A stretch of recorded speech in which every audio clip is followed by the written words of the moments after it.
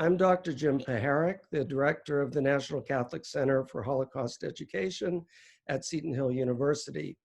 And I'm very pleased to be here today with Rabbi Aaron Bisno, who holds the Levin Chair, the Senior Rabbinic Pulpit at Rodef Shalom Congregation in Pittsburgh. So Rabbi Bisno, welcome to our program. Jim, thank you. I'm glad to be with you. Wonderful. And by the way, we've known each other for a long time. So if I slip into calling you Aaron rather than Rabbi Bisno, you can call me Jim. How about that? Very good. It's a deal. Very good. So Aaron, I know that you hold, you've received the Pursuer of Peace Award. You've been very outspoken, very eloquent about applying the principles of Judaism to social justice issues. And I wonder if you could explain just briefly, this could be a full hour conversation, I know, but from the perspective of Judaism, why is it so important that we address social justice questions in the contemporary world? Good, thank you. It's crucial to how we understand ourselves as human beings, certainly how Jews frame our understanding of the world. That we were put in charge of God's creation and that we're to be stewards and caretakers of it. And then that was amplified in the prophetic period, that perhaps we're partners with God and we're agents of God and we're God's emissaries here, and that we have a responsibility, a prophetic mandate as that time came to provide us to make the world a better place, to bring justice, to bring God's word into the world, and to improve this place that is one of fracture and brokenness, an idea that comes from Jewish mysticism, and that we engage in acts of repair. That's called tikkun olam in Jewish tradition. Yes. And it came to inform the way in the modern world we understand what it means to live a life that's good, that's purposeful, that's in keeping with what God wants for us. We make the world a better place, that we strive, each of us, to be better tomorrow than we were yesterday, and to leave the world better for our having passed through. Yeah, and of course, as Christians, we draw extensively on the prophetic tradition as well. And it's a guide for all of us, I think, to living out our lives in a responsible way. And tikkun olam is certainly something that we're in desperate need of in the world today, given all of the challenges that face us. So I want to talk a little bit about those challenges and how you see them. I want to mention, too, that in our center, our primary mission is teaching about the Holocaust, but we're also concerned with applying the lessons of the Holocaust to today's world. And that's so important to do. If we've learned something, anything from history, we've learned that when people are persecuted and under threat, other people cannot simply be silent. Especially people of faith, So I wanted to ask you that how the Holocaust influences your worldview. The Holocaust, of course, was a tragedy for all of humanity, but especially for European Jewry, who were so deliberately and systematically attacked by the Nazis. And so when Jewish people take social action today, what are some of the ways that they're living out the lessons of the Holocaust? Well, let me step back and invite you to consider that while the Jews were the primary victims, or the largest in largest numbers, or were singled out for special extermination, right, by the Nazi design. World War II, the Holocaust, the Nazi ideology of racial supremacy was an assault on reason, and was an assault on rationality, and was an assault on religious principles of all kinds. And that it took place in the heart of civilized Europe, in the heart of Western civilization, wherein we pride ourselves on the way in which we make ideas real in the world. Everything was turned on its head. And so while Jews understand our responsibility in the world, or we move in the world, you and I know each other because of our work in interfaith relations, an outgrowth of the middle of the 20th century, both the Jewish experience, be better be familiar with our neighbors, and it'd be better for us if they knew who we are. And the church's response following the Holocaust to recognize what its responsibility was an immediate response. But I want to propose to you that the lessons from the Holocaust that are ours today is that in a time of economic upheaval, in a time of shifting political realities, in a time when populists and nationalists begin to rear their heads, we should be mindful that in the most bucolic and pleasant and civilized of places, evil can break out if it's not called out and checked when it first begins to show itself. And as we go through this global pandemic, but as we go through our own challenges in the United States, we also need to be mindful of the tendencies that people have, human beings have, that citizens have when they're feeling that they're being persecuted, or when they feel that a scapegoat will be an easy way to resolve the tension that's economic and that's personal, that's throughout the entire culture and around the globe. It's easy to find scapegoats, and they can be migrants, they can be minorities, they can be religious persons, people of color, all kinds of different scapegoats present themselves.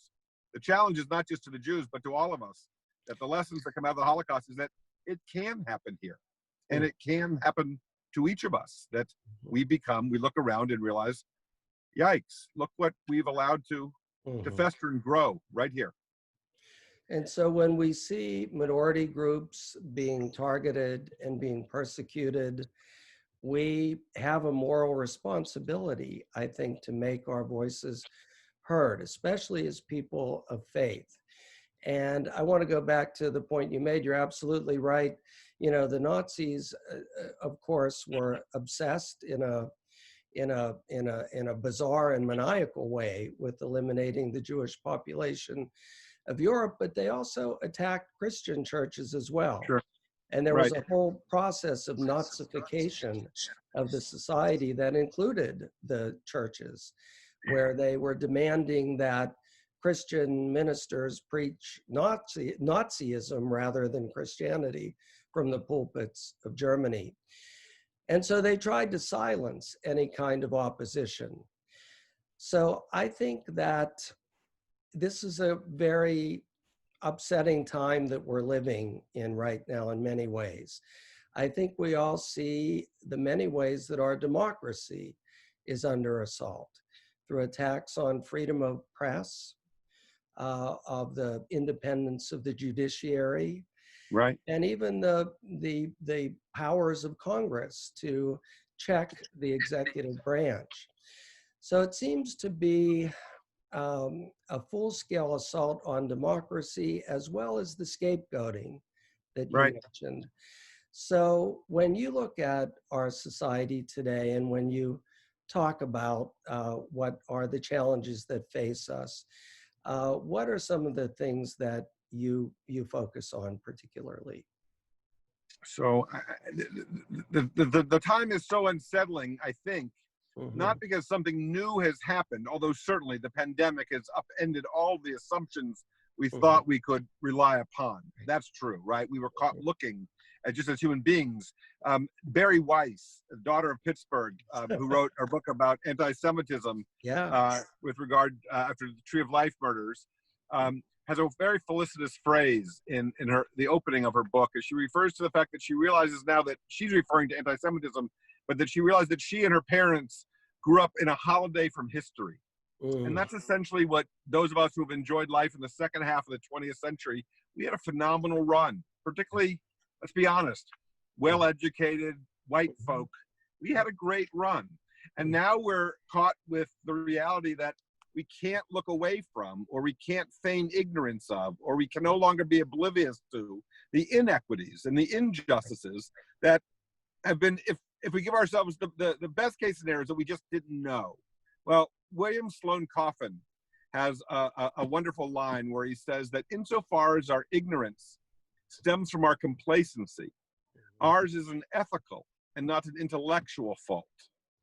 Right? That insofar as we chose not to know, or insofar as we chose to look the other way, or not care, or be willing to consider the difference surrounding error, or the way in which it's close enough for government work, but it works pretty well, we tell ourselves, and we pat ourselves on the back.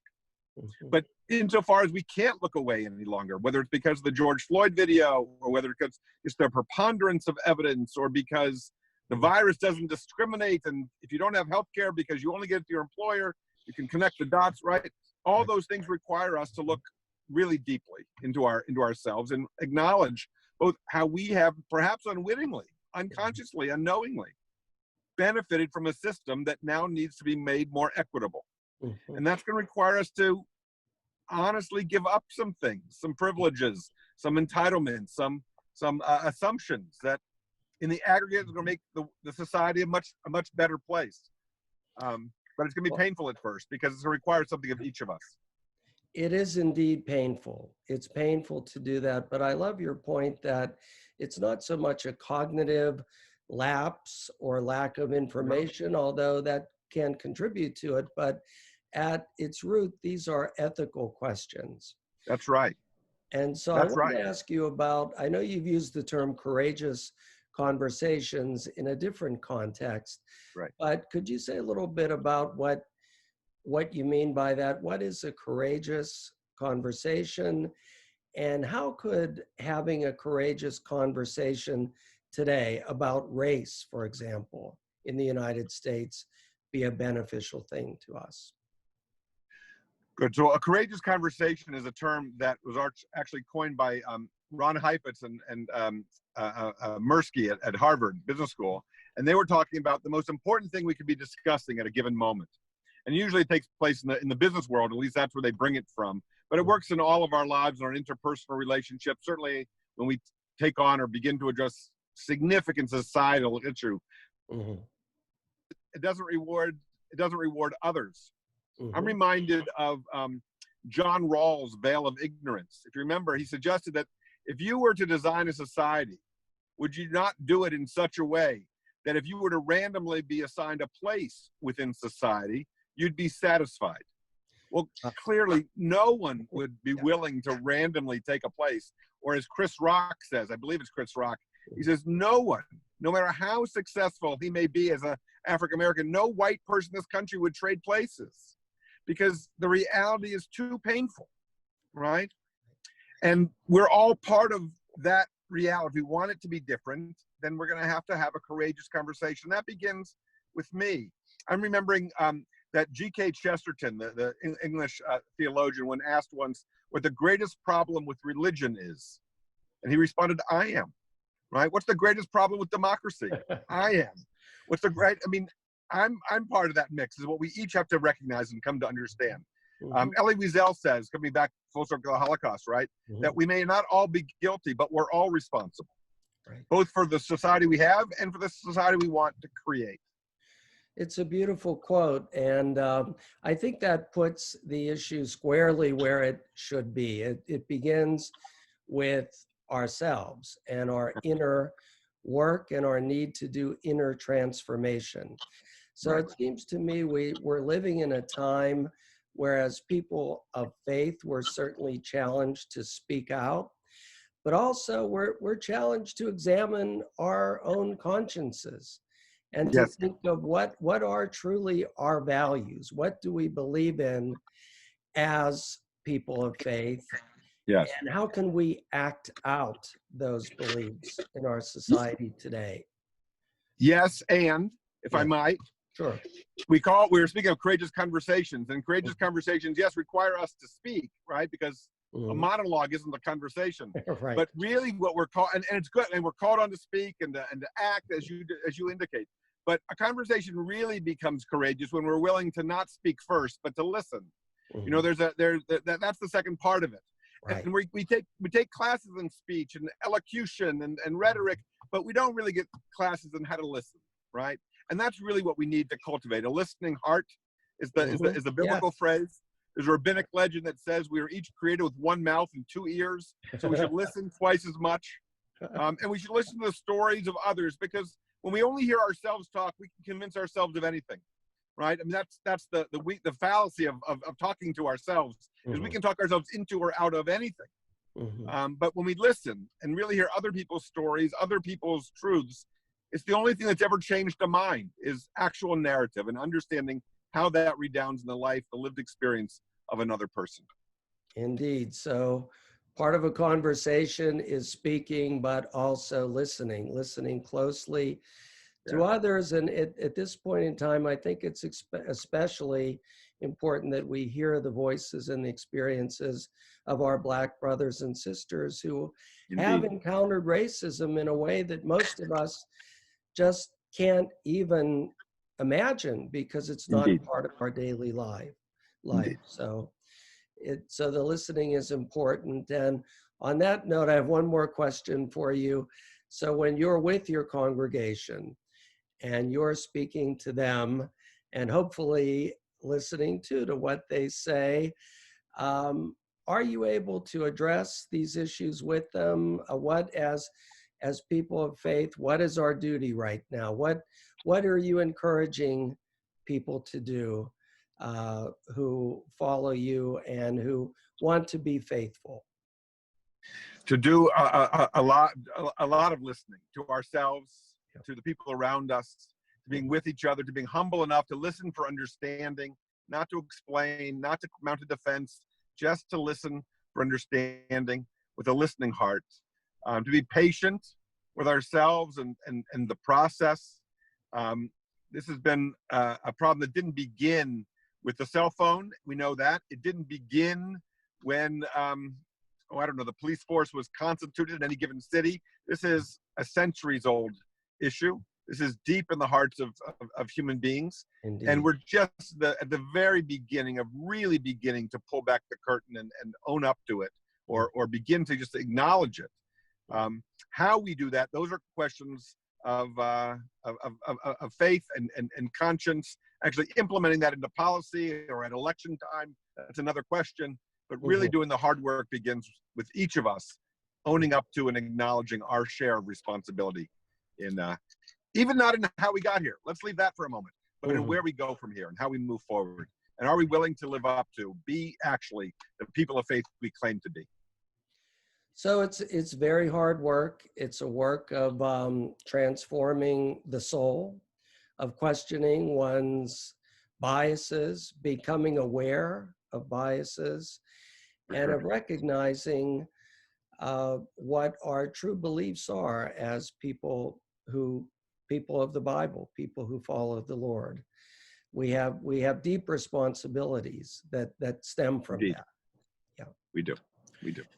Well, Aaron, I want to thank you so much for being part of our Upstander series, and I have to say I'm a fan of your work more and more as time goes on. I hear your presentations. I've been listening to this live streaming of some of your talks, and I find them very profound, and I just want to applaud what you're doing and encourage you to keep working on it. It's very important work. Well, Jim, thank you. Thank you for including me in this series and for being part of this important work together. I'm grateful for your friendship. Thank you so much. Thank you so much. Yes. Be well. You too.